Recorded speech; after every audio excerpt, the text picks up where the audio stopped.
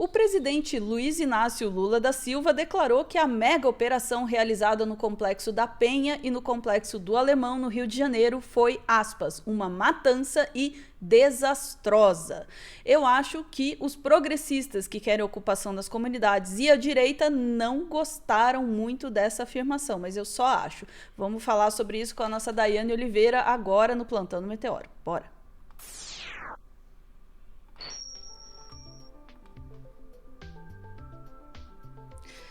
Daiane, é isso, né? O Lula dizendo que a operação foi matança e foi desastrosa. Bom, a gente está falando isso faz um tempão, mas não pode falar porque é contra a segurança pública e o que nós, né, sabemos sobre segurança pública. Bom, e o Lula, hein? Pois é, né? E o Lula, e o PT? Mas aí, Ana, o que é que vai acontecer? Ele também vai ser acusado de estar errado. Se bobear, vão até dizer que ele é identitário, tá? Eita, porque fazem isso. A gente precisa compreender uma questão, tá? O Lula, ele já deslizou em muitos momentos, já teci críticas ao Lula. Sempre que eu falo sobre segurança pública, eu falo que o Lula foi inaugurar o PP no Rio de Janeiro, e ele falou, agora a polícia só bate quem tem que bater. E o próprio Lula compreendeu, porque não é informação tirada da nossa cabeça, nem de qualquer outra parte do nosso corpo. Tem estudos, tem pesquisas, e uma das pesquisadoras, inclusive, sobre base comunitária, sobre base pacificadora, sobre o UPP, é a Marielle Franco. No trabalho da Marielle, inclusive, estava muito claro que a ocupação da polícia com a estrutura que ela possui dentro das comunidades, naquele modelo, não funciona. Então, não é chamar de romântico. No meu caso, pessoalmente, eu não defendo o fim da polícia, não sou nem um pouco utópica, mas é necessário que a gente compreenda que defender polícia dentro da favela e operações violentas dentro da favela é só defender o genocídio da população negra e pobre. Inclusive, a gente precisa falar que a população negra não é só a população preta, porque a gente ainda tem o colorismo. Eu vi vários comentários, Ana, de algumas pessoas falando assim, naquela fileira lá de corpos, que eu não consegui ficar olhando muito atentamente quem eram os corpos, no Rio de Janeiro, tinham muitos brancos e pardos que não deixam de ser negros, no caso, os pardos não deixam de ser negros. E esse branco continua sendo pobre. Por isso que a gente tem um termo que foi da Kimberly Crenshaw, que é a interseccionalidade. Mas antes dele, a Lélia Gonzalez já falava sobre isso. É importante a gente olhar raça, classe, gênero, sexualidade, porque as matrizes de opressão, elas atingem pessoas de formas distintas, a depender de onde elas estão. Então, é muito legal quando a gente está no nosso condomínio, no condomínio fechado, falamos sobre segurança pública. Quando a gente desce as escadarias de uma favela, aqui em Salvador, a gente tem um modelo diferente do Rio de Janeiro. Lá, muitas vezes, as favelas são nos morros. Aqui em Salvador, muitas vezes, são as chamadas baixadas. A gente tem uma topografia distinta. Quando a gente desce numa favela para falar sobre, por exemplo, a violência policial, eu fiz isso no mês passado, Ana, um menino de 16 anos que foi alvejado, o Kaique dos Reis. E esse jovem de 16 anos, a polícia mandou ele correr e depois atirou na perna e quando ele entrou, arrastaram para um beco e executaram esse jovem. Relatos de testemunhas trazem isso, um menino autista de 16 anos, que atendeu a todas as ordens de parada da polícia. E é por isso que a gente questiona que tipo de polícia é essa que estará nas comunidades.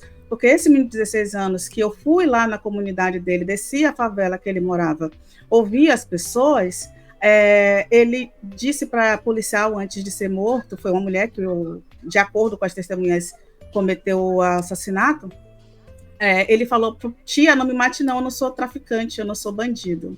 E assim, a gente precisa entender que polícia é essa, que é a polícia que o Lula está falando da matança, que muitas pessoas acham que é boa, mas que não resolve por um motivo. Vou te pedir, por gentileza, Ana, para trazer primeiro a fala do Lula. Vamos lá. Vamos ver se a gente consegue fazer essa investigação, porque a decisão do juiz era uma ordem de prisão, não tinha uma ordem de matança, e houve a matança. Sabe? Eu acho que é importante a gente verificar em que condições ela se deu, Durante entrevista coletiva em Belém, no Pará, nesta terça-feira, o presidente Luiz Inácio Lula da Silva afirmou que a mega operação policial contra o Comando Vermelho foi uma matança e pediu uma investigação. O episódio ocorreu na semana passada nos complexos do Alemão e da Penha, deixando 121 mortos, entre as vítimas 4 policiais. Houve a matança, eu acho que é importante a gente verificar em que condições ela se deu. Às vésperas do início da COP30 na cidade, Lula pediu ainda que as negociações climáticas da ONU em Belém se traduzam em ações concretas, após anos de diálogo e poucas decisões. Obrigada, UOL. E é isso. Obrigada, pessoal do UOL. E é isso. A fala do Lula é uma fala muito necessária, porque ele cobra uma coisa que é necessário. Para a gente ter justiça, a gente precisa começar a ter perícia, a gente precisa começar a entender a nossa sociedade como um todo. E aí, logicamente, todos estão dizendo que o Lula está defendendo bandido, porque o Lula fala sobre a necessidade de se ter operações que não matem mais do que 100 pessoas. E aí, e vou voltar para o relato do Rio de Janeiro, que agora quem está dizendo que houve excesso no Rio de Janeiro não é só direitos humanos e pessoas negras. A gente tem agora também a Defensoria Pública e o Ministério Público começando a investigar e ouvir as testemunhas. A Defensoria Pública, ouvindo as testemunhas, já aponta que houve violação das normas, das regras que deveriam ser seguidas, inclusive com mulheres tendo cabelo arrastados, tiros apenas no rosto com pessoas que já estavam ajoelhadas e rendidas, né? E assim, todo aquele discurso de que você defende uma ocupação da favela porque você defende bandido, é porque não compreende que a polícia, quando invade a favela, ela generaliza de uma forma muito total quem está naquela comunidade. E aí você também está defendendo que os efeitos colaterais, seja a pessoa em situação de rua que levou um tiro pelas costas, ou seja a moça que estava na academia, estão ok, porque tudo vale para o objetivo final. E qual é o objetivo final? Acabar com os bandidos, porque os bandidos, de fato, também não deixam a população bem. Mas aí ninguém fala, por exemplo, dos outros bandidos, das operações que são exitosas, da operação no condomínio do Bolsonaro, do vizinho do Bolsonaro, acusado de participação no crime da Marielle Franco, que é a maior operação com resgate de fuzis do Brasil, que não teve o disparo de um tiro. Também ninguém fala que o Roberto Jefferson segue bem de saúde e é a pessoa que jogou bomba, granada, contra a polícia, e os policiais sentaram, só faltou oferecer um cafezinho, gente. Mas aquelas cenas, né, de como a polícia conversou com a pessoa que jogou bombas, é a nossa reflexão, né, de como nossa sociedade ela tem um viés, ela é elitista, ela é classista e ela é racista, ainda que esse sujeito aí que defende a ocupação da favela seja um progressista e que diga que a gente precisa mudar o nosso pensamento utópico e sociológico, e, sobretudo, inclusive pessoas que moram dentro das comunidades. Eu vou falar uma coisa, eu sempre vou falar isso. Quem mora em favela, quem mora em comunidade, quem é preto e pobre no Brasil, não é contra a operação policial, é contra o genocídio da população negra. Na década de 80, o Abdias Nascimento falou do genocídio da população negra, que continua, Ana. E ele sempre vai continuar enquanto os gregos e troianos, os ricos, os poderosos e os próprios aliados, no seu pacto narcísico da branquitude, defender que está tudo bem de ter algumas baixas no sistema, e essas baixas sempre serem de pessoas negras e pobres.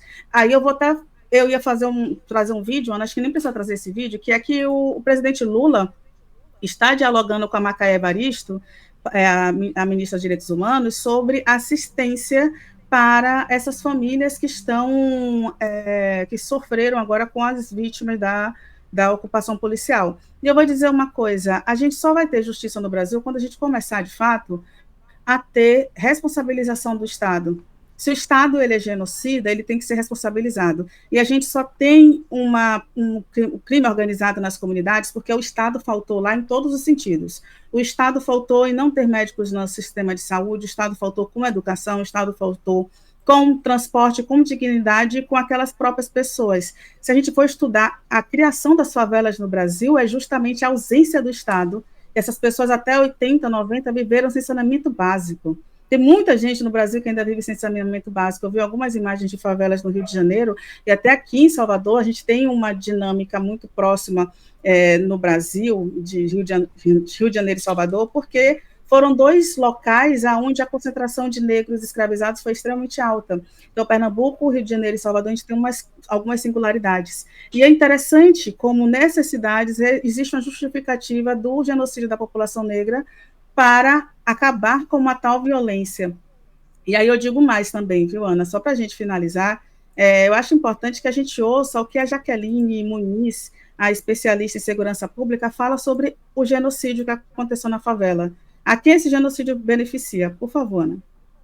Matar bandido, por mais que todo mundo seja tratado como bandido, independente de ser ou não, presta um serviço ao crime organizado. Por que presta? Porque aqueles que morreram, se são bandidos, é uma mão de obra barata, substituível, que ganha mal. Bandido bom é aquele que está sentado na frente do delegado contando o esquema político criminoso que funciona na boca de fumo, né? O pagamento de propina, quem participa, quem é sócio da boca, quem é patrão da boca, quem é funcionário da boca, não é isso? A lista de pagamentos que muitas das vezes estão dentro de palácios.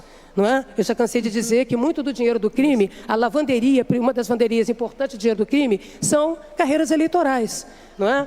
Você também sabota a tal da inteligência que a gente diz usar, uma vez que o conhecimento da polícia acaba se voltando contra ela, porque aqueles que podiam revelar, distinguir o joio do trigo, não é? E por que o crime organizado ganha com tudo isso? Porque tudo isso, com o faturamento que eles têm, eles substituem, vão virando enxuga-gelo, né? E mais, é menos um para sustentar na cadeia. Todo mundo aqui sabe que faccionado dentro da cadeia tem que ter seguro cadeia, né? Porque tem facções rivais.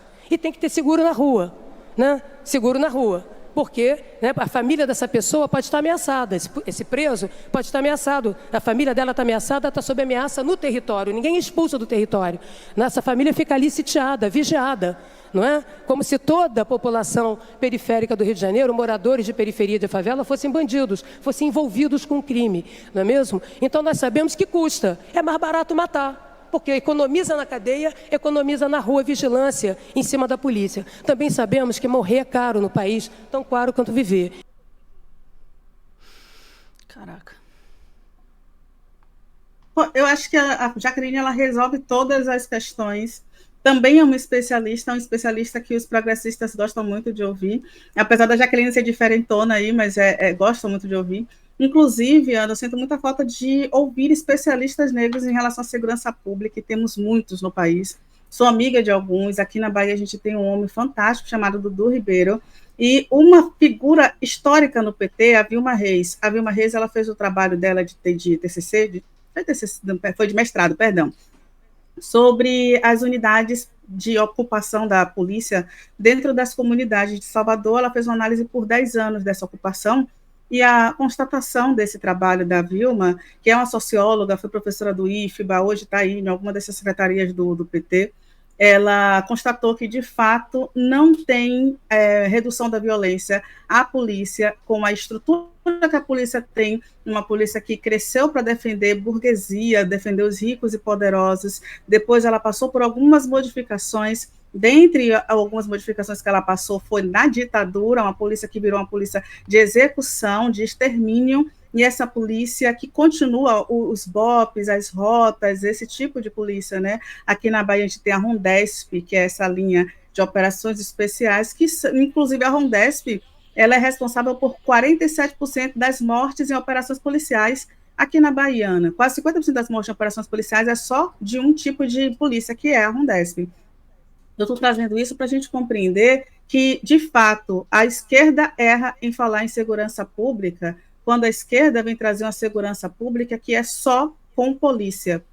Mas a direita, nesse momento, está surfando nesse discurso, e nós precisamos de todos os aliados, pensando raça, gênero, sexualidade, quem sofre com esse tipo de operação, e não defendendo que tem que ter ocupação dentro da favela, porque essa ocupação dessa polícia dentro da favela é só genocídio da população negra. Então, validar essa polícia dentro da favela é validar a morte de preto e pobre favelado. Se é isso que você acredita que vai resolver a segurança pública, o Rio de Janeiro deveria ser case de sucesso há mais de 20 anos, porque vem fazendo essa política há mais de 20 anos, desde 95 que a direita domina o Rio de Janeiro com esse tipo de política. E se não funcionou ainda, é porque não vai funcionar. A resposta está aí, né, Ana? Dai, eu não tenho nem o que acrescentar, né? Porque é um ponto que a gente vem defendendo. Veja, ninguém está falando, não tem que ter polícia, cada um por si, Deus por todos. A gente está dizendo que a polícia militar como solução e a ocupação como solução é uma solução que leva à morte da população, especialmente a população preta, periférica, pobre, né?